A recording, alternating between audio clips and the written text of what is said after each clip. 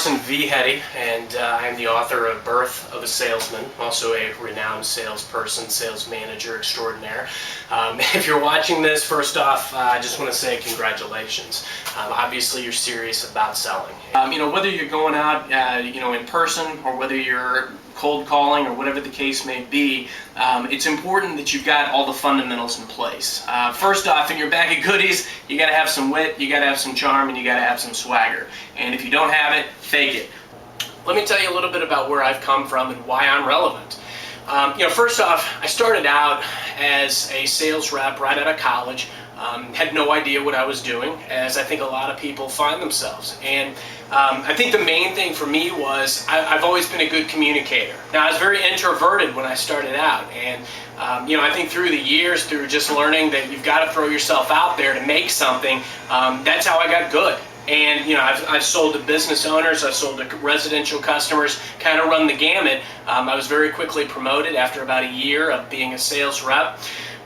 Was a sales manager for 2 years, was promoted again to a senior sales manager, where I was doing kind of an offshoot into the advertising foray. So all through this time, I've dealt with residential and business customers alike, done inbound and outbound calling, done outside, inside, upstairs, downstairs, and in my nightgown. I've sold pretty much everywhere. And then from there, I was actually tapped to take over an organization, a department, and I pretty much built it from scratch with a little help from my friends. Very good. He has a book. He has authored a book, and this is the name of it. It is called Birth of a Salesman.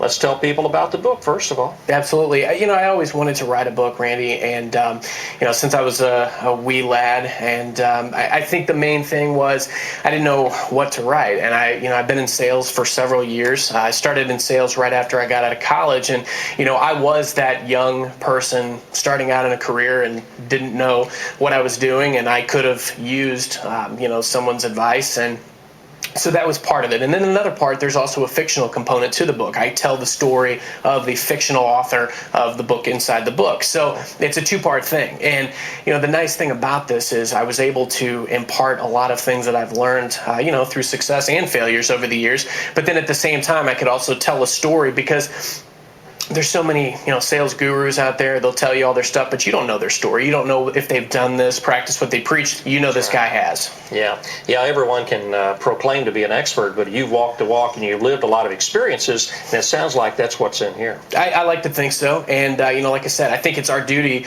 We're on this earth for such a little amount of time that if we learn, we should impart our knowledge to other people. And that's what I'm trying to do, is give a little bit back. Basically, to give you a brief plot line analysis, as I mentioned, a big chunk of the book is how to sell from the beginning to the end.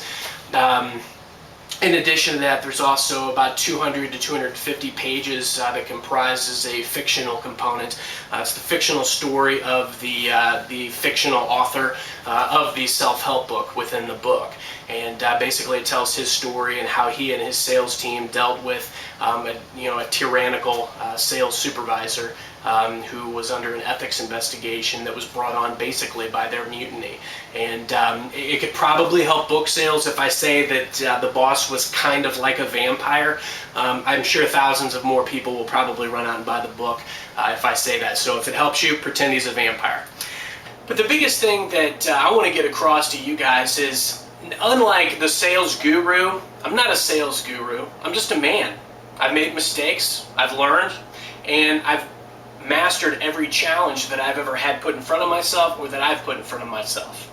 And what I want to talk to you guys about through my book, if you email me directly, which would be great, you can send me messages through LinkedIn, through Facebook, through the website, anything. I've never had any guidance. I've never had any leadership throughout all my career. I think I had one manager about 6 years ago that helped me. And, and the rest of the time, a lot of it's just been learning by doing. The biggest thing about this book is it's very raw and very honest about the world we live in, about the relationships we get involved in, friendships, and the working world. It's very blunt and honest about those types of things. But I will tell you this, it's funny, my dear mother, she, for one, once she got past some of the PG-13 content of the story, portion, which is about 60% of the book. Once she got past some of that, she did say, I can't understand, Carson, how anyone, God bless her heart, how anyone would read your book and not know how to sell after that.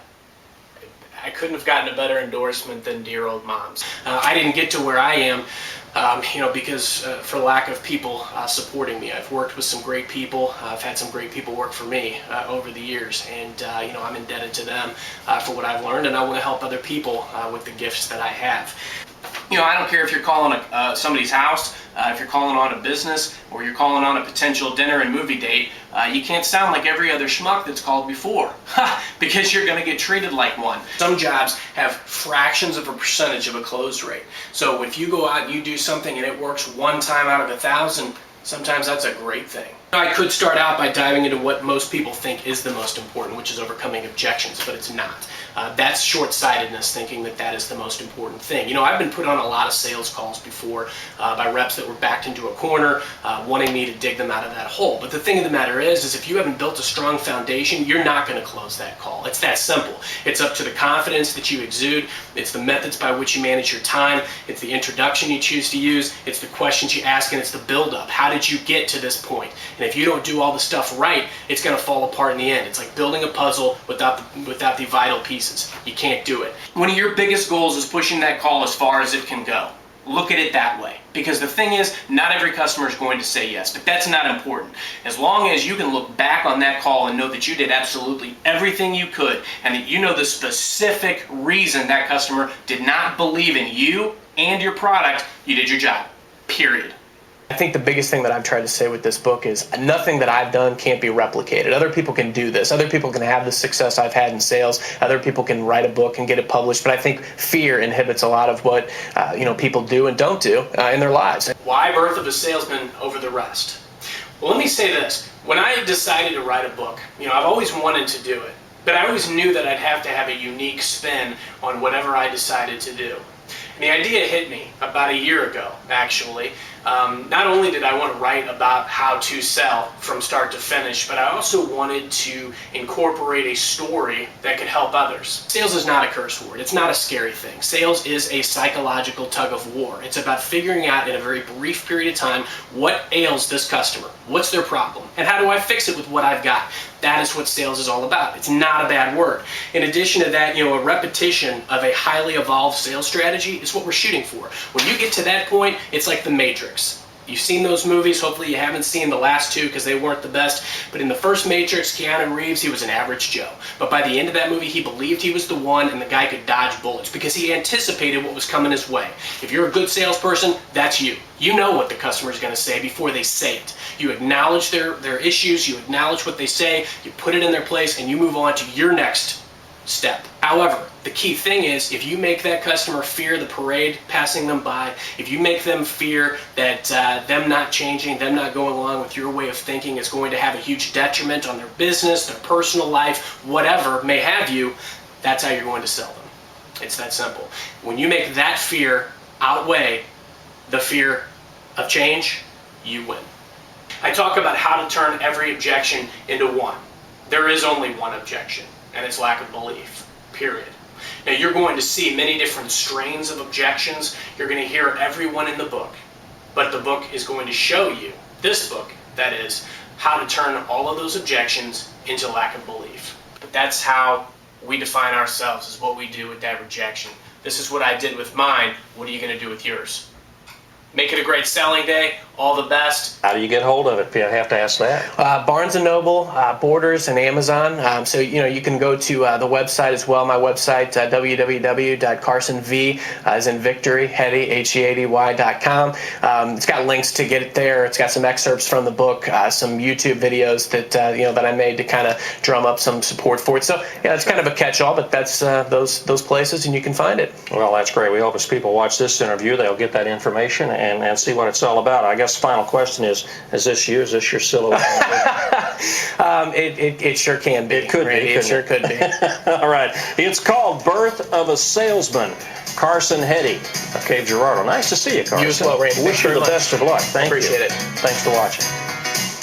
If you're setting sail on a career in sales, don't let your prospects drift away. Pick up a copy of Birth of a Salesman today.